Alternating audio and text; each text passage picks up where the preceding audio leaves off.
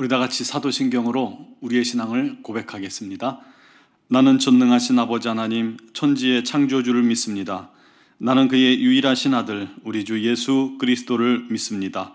그는 성령으로 잉태되어 동정녀 마리아에게서 나시고 본디오 빌라도에게 고난을 받아 십자가에 못 박혀 죽으시고 장사된 지 사흘 만에 죽은 자 가운데서 다시 살아나셨으며 하늘에 오르시어 전능하신 아버지 하나님 우편에 앉아 계시다가 거기로부터 살아있는 자와 죽은 자를 심판하러 오십니다. 나는 성령을 믿으며 거룩한 공교회와 성도의 교제와 죄를 용서받는 것과 몸의 부활과 영생을 믿습니다. 아멘. 찬송가 426장 찬양 드리겠습니다.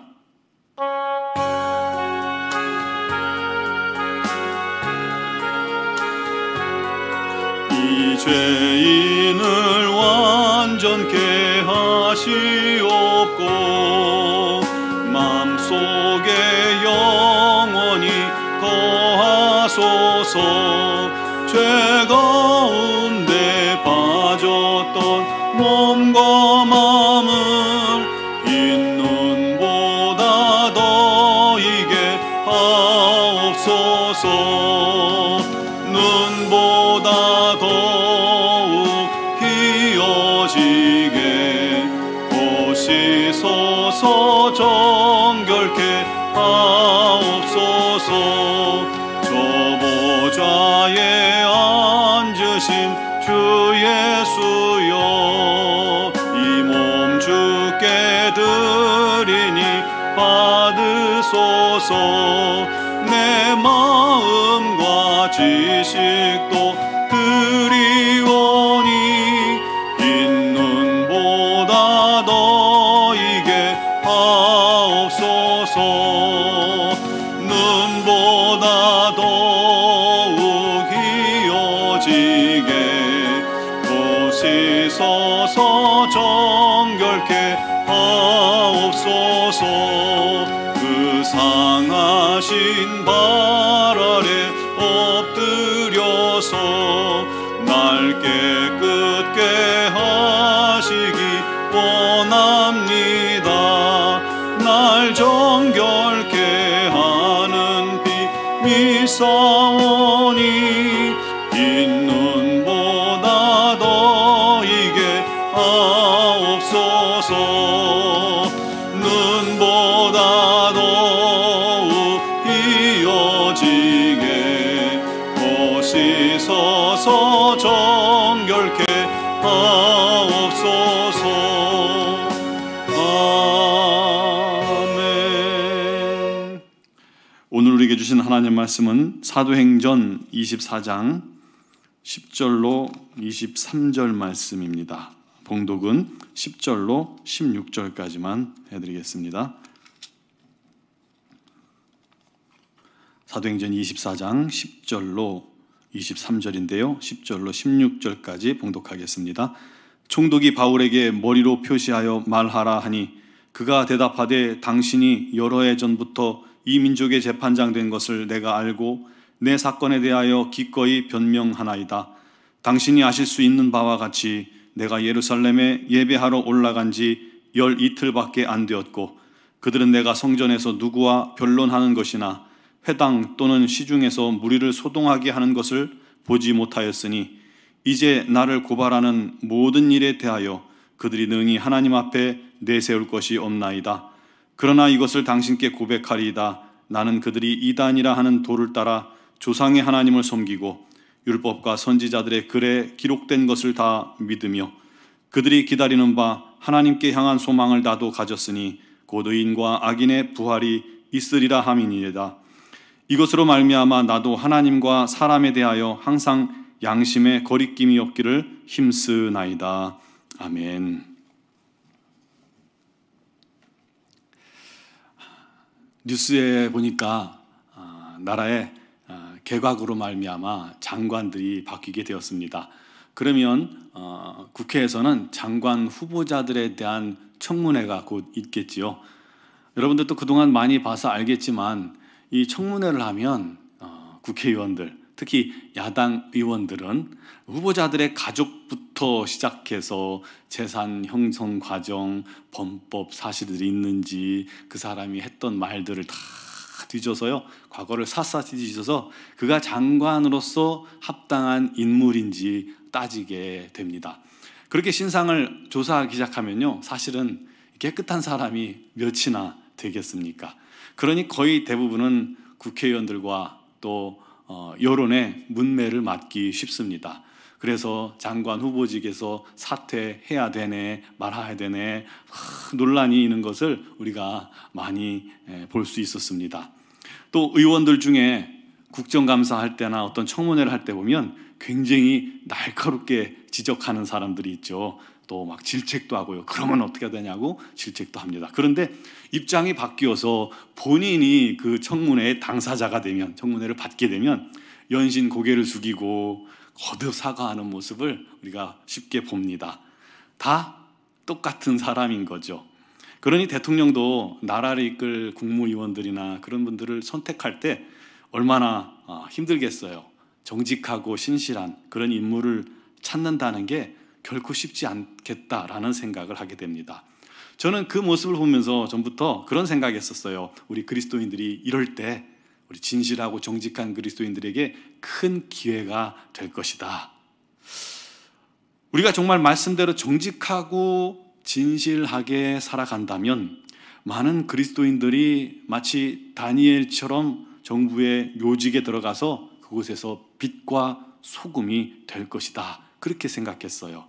그런데 그리스도인들도 청문회장에 나오면 다 똑같이 그렇게 비리 사실들이 밝혀지고 심지어 더 심한 경우도 있는 모습들을 가끔 보게 됩니다. 마음이 참 씁쓸합니다. 오늘 한국 교회가 손가락질 받고 또 욕먹는 자리에 있게 된 것은 사실은 우리 스스로의 잘못이 크겠지요. 우리 스스로 그렇게 만든 겁니다. 뭐 남을 탓할 그런 이유가 있겠습니까? 우리가 회개하고 정직히 행하고 진실함을 회복해야 할 줄로 믿습니다. 오늘 본문의 바울 사도 같이 말이죠. 바울은 오직 예수, 오직 복음, 오직 영혼 구원이라는 그 내 사명을 가지고 전심전력하며 살았습니다. 오직 그거밖에 없었어요. 그런데 그가 어제 말씀에서 살펴보았듯이 대제사장과 장로들이 고용한 더둘로라는 변호사에게 고발을 받고 벨리스 총독 앞에 신문을 받게 되었습니다. 어제 말씀은 더둘로에 고소하는 내용이었죠. 한마디로 말하면 전염병 같은 자다, 살려두면 안 된다라는 것이었습니다. 그런데 아무리 그렇게 고소를 해도요, 바울은 전혀 두려움이 없었습니다. 당당합니다. 왜요? 잘못이 없잖아요. 벨리스 총독이요, 더둘로의 고소가 끝나자 이제는 바울에게 변호해보라고 고개를 끄덕해서 시킵니다. 그러자 바울이 자기 자신은 이 예루살렘에 온 지 12일, 열 이틀밖에 안 됐다라는 거예요. 그 중에 7일은 정결 예식을 해나가느라고 보냈고 또 4일은 로마 군 진영에 잡혀 있었잖아요. 하루, 딱 하루. 그날 예루살렘 성전에 나갔다가 사람들에게 매를 맞게 된 것이죠. 그 시간에 뭘 할 수 있겠느냐 하는 거예요. 성전에서 변론한 적도 없고 무리를 소동케 한 적도 없습니다. 당연히 없으니까 본 사람도 없겠죠. 그러므로 고소한 사람들이 증거도 없이 나를 고소한다고 오히려 변론을 강하게 합니다. 그리고 또 고백하기를, 나는 그들이 이단이라고 부르는 예수의 도를 통해서 하나님을 섬기고 있고 율법도 믿고 선지자들의 글도 다 믿습니다. 또 그들이 기다리는 부활의 소망을 나도 가졌습니다. 나는 하나님과 사람 사이에 양심의 거리낌이 전혀 없습니다 하고 아주 당당하게 담대하게 변론을 하게 됩니다. 바울이 이렇게 담대하게 변론할 수 있었던 이유가 뭐예요? 아무 잘못이 없기 때문입니다. 양심의 거리낌조차 없었던 거예요. 공회에서도 부활을 내가 믿는다는 말 한마디 가지고 공회가 막 난리가 났지, 자기들끼리 난리가 났지, 뭐 바울이 한 일이 뭐가 있어요. 그러니 그 사실을 잘 아는 고소한 자들도 사실은 할 말이 없겠죠. 사랑하는 성도 여러분, 안 믿는 사람들 중에도요 보면 양심에 거리낌 없이 살아가는 사람들이 있어요. 예수 안 믿어도 자기 전생을 바쳐 어려운 이웃을 돕는 사람들도 있잖아요. 자기가 평생 힘들게 모은 재산, 어떤 할머니는요 그냥 그 폐지 주워 가지고 눈이 오나 비가 오나 바람이 부나 그냥 추운 날씨에도 폐지 주워 가지고 모은 돈을 장학금에 써달라고 대학교에 기탁하는 사람도 있어요. 몇 억을. 그렇게 법 없이도 살 만큼 착하게 사는 사람들이 우리 주변에 있습니다. 자기 양심에 따라 거짓 없이 살아가려고 그들은 노력합니다. 그렇다면 우리가 값없이 죄사함 받고 하나님의 자녀가 되고 구원받은 그런 이 엄청난 은혜를 받았다면 이제 우리가 최소한 그들보다는 나은 삶을 사는 게 당연한 거겠죠. 맞는 거겠죠. 양심에 거리낌이 없을 정도의 삶을 살아가야겠죠. 아닙니다. 거기에 우리의 기준을 맞춰서도 안 됩니다. 우리의 기준은 더 높이 하나님 말씀에 맞춰져야 합니다. 말씀에 비추어서 정직하고 진실하고 또 거룩하게 신실하게 살아가야 합니다. 자기를 부인하고 주님을 위해 살기로 결단한 사람이라면 주님께서 죽기까지 남을 섬기신 것처럼 우리도 섬기는 사람이 되어야 할 것입니다.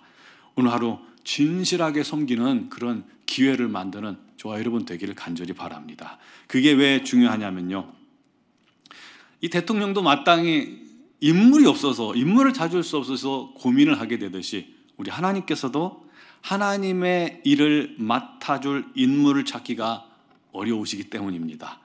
주님께서도 사람을 통해서 일을 이루어 가시잖아요. 그렇기 때문에 오늘도 주님은 사람을 찾으십니다. 저와 여러분들이 그 주님이 찾으시는 그 사람이 되시기를 간절히 바랍니다. 그러면 하나님께서 그를 세우시고 정결케 하시고 거룩해 쓰시고 능력 주시고 지혜 주셔서 이 거짓된 세상 속에서도 항상 진실하며 성결하며 의의 빛을 비추는 주님의 도구로 살게 해 주실 것입니다. 우리 모두 그와 같은 하나님의 자녀로 살게 되기를 결단하고 오늘도 기도하고 순종하는 저와 여러분들이 되시기를 주님의 이름으로 축원합니다. 기도드리겠습니다. 생명의 주여, 은혜의 주여, 능력의 주여, 오늘도 우리와 함께 계심을 믿고 감사를 드립니다. 주여 아버지 하나님, 우리가 세상에서 사는 동안에 정말 거짓이 가득한 이 세상이지만 당신의 자녀들은 그 속에서도 거룩하게 하시고 진실하게 하시고 정직하게 하시고 순결하게 하여 주시옵소서. 그렇게 살면서 우리 하나님께 영광 돌리며 우리 하나님 찾으시는 그 사람이 되어서 우리 하나님 손에 붙잡혀 이 세상을 밝게 비추는 빛이 되게 하시고 이 세상에 소금이 되게 하시고 또 우리 하나님의 복음을 전하는 일꾼들이 되게 하여 주시고 주님의 섬기는 그런 본을 받아 우리도 섬김을 통해서 그들이 우리의 모습을 보고 예수님을 발견할 수 있는 은혜도 있게 하여 주시옵소서. 오늘 하루 삶 속에서 그 주님의 모습을, 오늘 말씀을 기억하면서 섬기는 자가 되게 해주시고 진실한 자가 되게 하시고 정직하게 행하게 하여 주시옵소서. 미얀마 영군 한인중앙교회를 기억하시며 우리 하나님의 은혜로 말미암아 주의 복음을 위해 헌신하는 우리 김은경 범한균 선교사님, 또 동역하시는 이선희 양은순 선교사님 건강 지켜주시고 성령의 권능을 더하여 주시옵고 마음의 평안과 기쁨과 소망 주시옵고 그 소망을 따라 주의 복음을 전할 때 놀라운 열매가 맺혀지게 하여 주시옵소서. 오늘 새벽에도 주 앞에 나와 간구하는 사랑하는 모든 성도들의 기도와 또 간구에 응답하실 줄 믿사옵고 예수님의 이름으로 감사드리며 기도드리옵나이다. 아멘.